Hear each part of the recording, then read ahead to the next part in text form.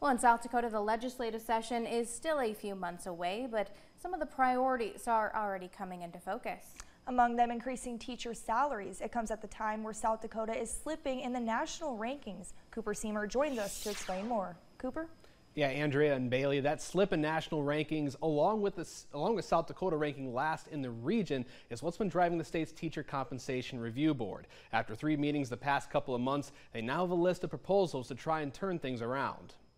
After months of meeting, the members of the Teacher Compensation Review Board have a final proposal addressing teacher pay in South Dakota. 3 proposals are headed to Governor Noem and the state legislature. The first is for the Department of Education to create an updated teacher compensation accountability model. That affects how teachers are paid at the district and state levels and holds schools accountable for making sure new funding helps pay for salaries. The current one goes off the 2017 date and basically says the district needs to be above their 2017 numbers. Well, it's 2023, you better be above your 2017 numbers. So it's not really having any impact now.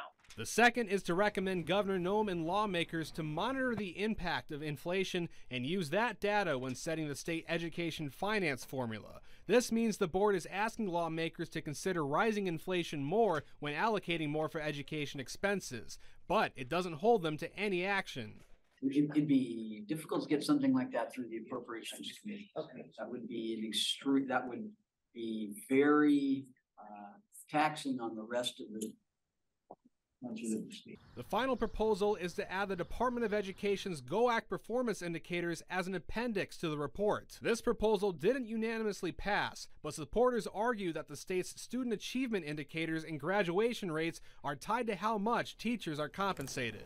I think if we, continue to underfund and pay our teachers dead last in the region, it's sort of, I'm not sure that's going to improve morale or improve performance, but investing in our teachers, investing in our system of education might be the kind of thing that turns those trends around. Now again, this final report will go to the governor's office as well as the state legislature. As for the review board itself, it's planning to meet again in 2025 to start this whole process over again. Andrea? All right, Cooper, thank you.